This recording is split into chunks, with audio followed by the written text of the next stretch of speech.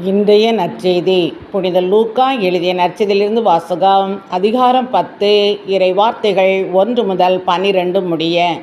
இதற்கு பின்பு ஆண்டவர் வேறு 72 பேரை நியமித்து அவர்களை தாம் போகவிருந்த எல்லா ஊர்களுக்கும் இடங்களுக்கும் தமக்கு முன்னே இருவராக அனுப்பினார். அப்போது அவர் அவர்களை நோக்கி கூறியது: அறுவடை மிகுதி, வேலையாட்களோ குறைவு.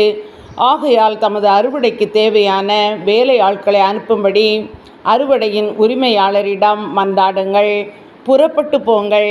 ஓநாய்களிடையே ஆட்டுக்குட்டிகளை அனுப்புவது போல் உங்களை நான் அனுப்புகிறேன். பணப்பையோ வேறு பையோ மிதியடிகளோ எதுவும் நீங்கள் எடுத்து செல்ல வேண்டாம். வழியில் எவருக்கும் வணக்கம் செலுத்த வேண்டாம். நீங்கள் எந்த வீட்டுக்குள் சென்றாலும் இந்த வீட்டுக்கு அமைதி உண்டாகுக என முதலில் கூறுங்கள். அமைதியை விரும்புபவர் அங்கு இருந்தால் நீங்கள் வாழ்த்தி கூறிய அமைதி அவரிடம் தங்கும். இல்லாவிட்டால் அது உங்களிடமே திரும்பிவிடும்.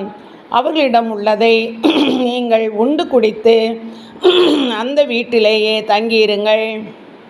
ஏனெனில் வேலையாளர் தம் கூலிக்கு உரிமை உடையவரே. வீடு வீடாய் செல்ல வேண்டாம்.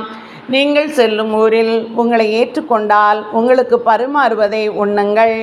அங்கு உடல் நலம் குன்றியோரை குணமாக்கி இறையாட்சி அவர்களை நெருங்கி வந்துவிட்டது என சொல்லுங்கள். நீங்கள் செல்லும் ஊரில் உங்களை ஏற்றுக்கொள்ளாவிட்டால் அதன் வீதிகளில் சென்று எங்கள் கால்களில் ஒட்டியுள்ள உங்கள் ஊர் தூசியையும் உதறிவிடுகிறோம். ஆயினும் இறையாட்சி நெருங்கி வந்துவிட்டது என்பதை அறிந்து கொள்ளுங்கள் என சொல்லுங்கள்.